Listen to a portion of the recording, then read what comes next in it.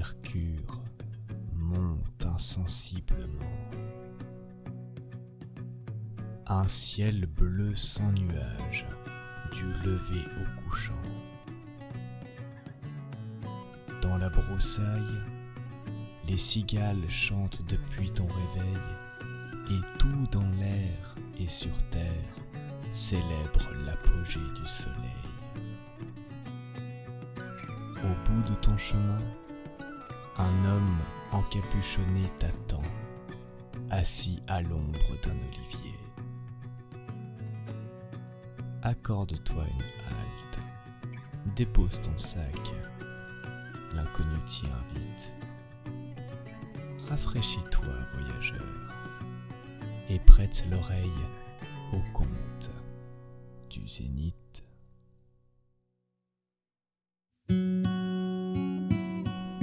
Le pays du milieu du monde.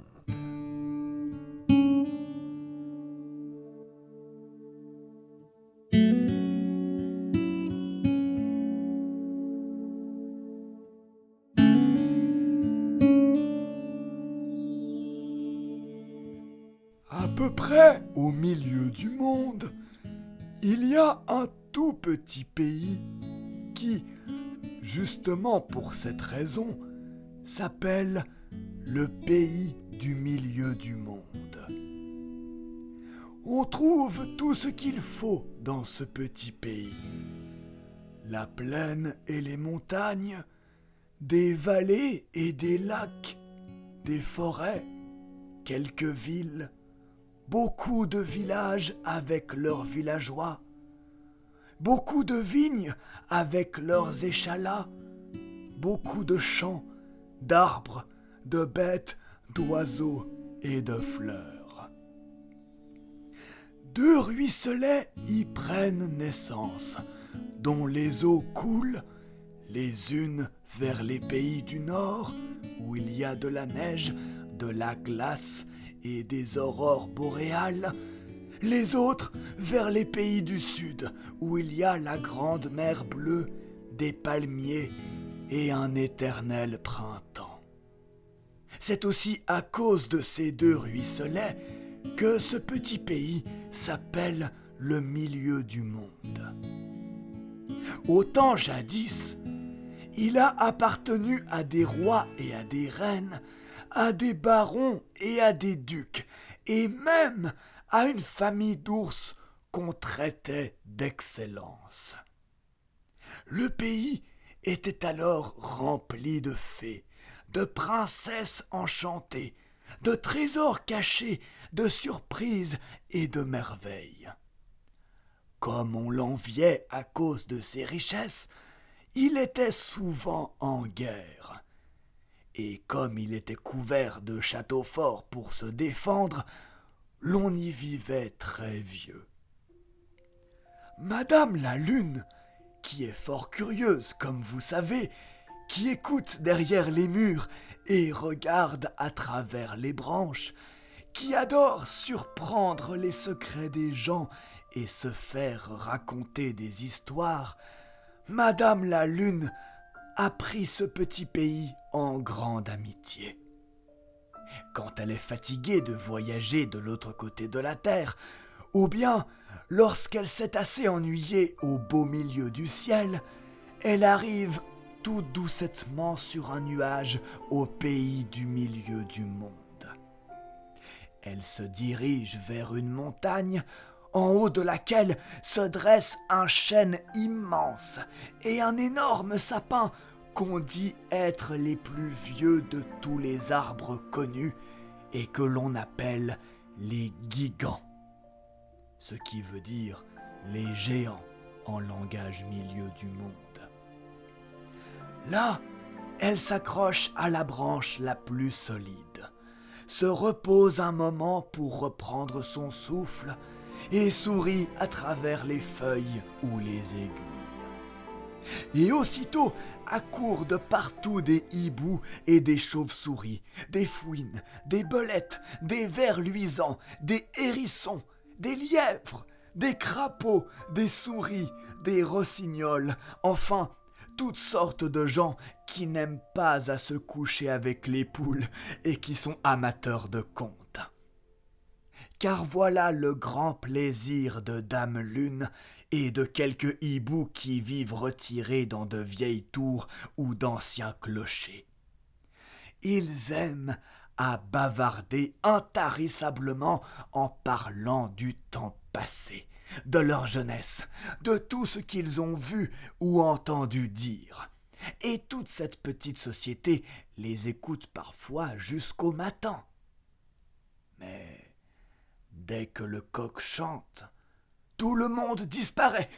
Madame la Lune pâlit comme si elle allait se trouver mal. Et hop, la voilà qui remonte d'un saut là-haut dans les nuages où elle va dormir jusqu'au soir.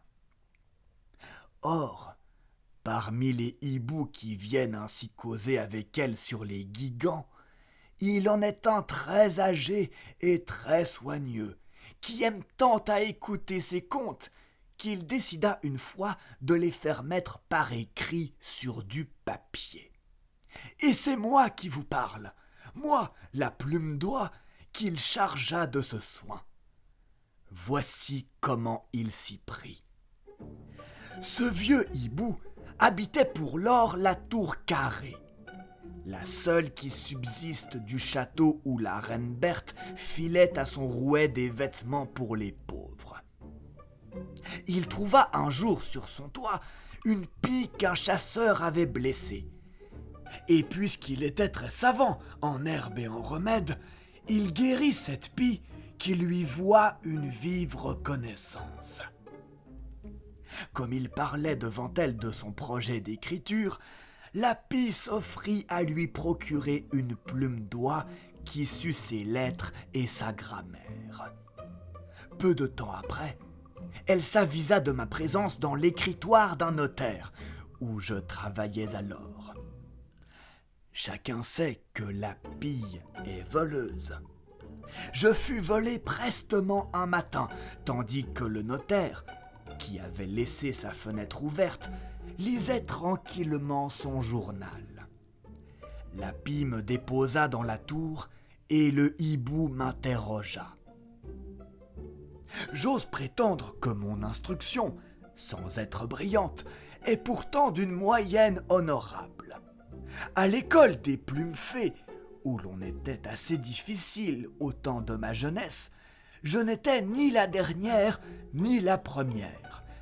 Mais notre institutrice a toujours dit que j'avais un certain goût pour écrire. Du reste, le hibou n'avait pas le choix. Il me prit à ses gages et la pie, jour après jour, poursuivit ses larcins.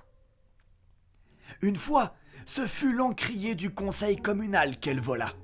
Une autre fois, un carnet tout neuf où le régent inscrivait les notes des petites filles. Elle parvint même à enlever feuille à feuille le cahier où le gendarme marquait les amendes et les contraventions. Alors, une nuit, le vieux hibou m'emporta dans son bec et prit un rouleau de papier dans ses serres. C'était une belle nuit claire d'été, avec des étoiles partout dans le ciel, et par-ci par-là, un petit nuage aux franges dorées, cherchant à regagner son gîte derrière les montagnes. Le vieux hibou me tenait délicatement pour ne pas me faire de mal, et me disait à travers son nez « Nous voyageons, ma petite plume d'oie. Regarde un peu là en bas, et tu verras les lampes s'allumer dans les maisons. Tu vois, c'est l'heure où l'homme va se coucher et où nous nous éveillons, nous autres noctambules. Tiens, voici la grande forêt de sapins qui sent bon la résine, et voici l'une de nos deux rivières, et voici la grotte aux fées, et voici l'antre où l'ogre s'est retiré depuis que Gaspard des Fontaines lui a ôté son charme. Et voici la chaumière du prince Ivan Alexandrovitch. Et voici le château du baron de Quatre-Vents. Et tout là-bas, tu peux apercevoir les lumières du pays des lunettes. Nous approchons maintenant, ma petite amie. Vois-tu entre les arbres cette jolie lumière verte et dorée? C'est Madame la Lune. Ouh, je suis sûr qu'elle est arrivée déjà, car les ombres s'allongent dans les clairières. Elle doit être suspendue à la grosse branche d'un des Guigans. Regarde, la voilà. Elle nous salue. Elle nous sourit de sa noble figure de dame du ciel étoilé. Madame la Lune nous attendait en effet, et je lui fus présenté aussitôt en qualité de secrétaire. Le vieux hibou m'installa sur une fourche du sapin millénaire, où il y avait déjà pas mal de monde, un grand-duc, des effraies, un couple d'engoulevents, des chauves-souris agitées et craintives. Un personnage étrange, que je distinguai mal et qui me parut tout enveloppé de longues écharpes vagues et flottantes, était étendu mollement dans le creux des branches. On me dit que c'était Monsieur le Songe. De vieilles âmes humaines s'accrochaient à lui, et même des âmes de poètes.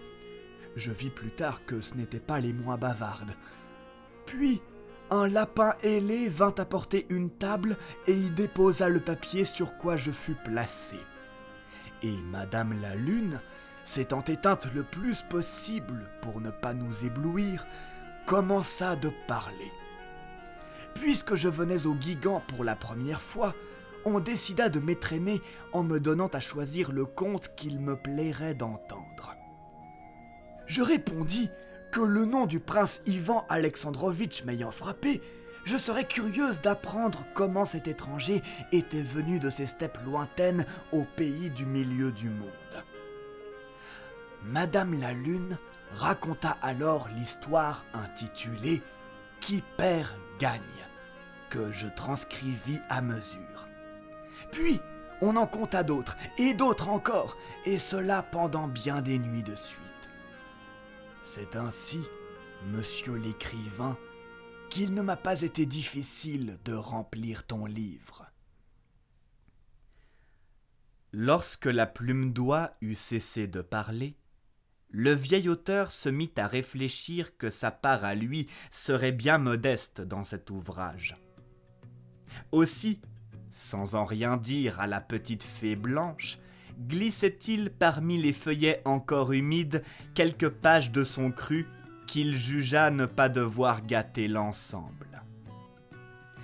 L'auditeur les démêlera sans peine, et s'il n'y parvient pas, peu importe.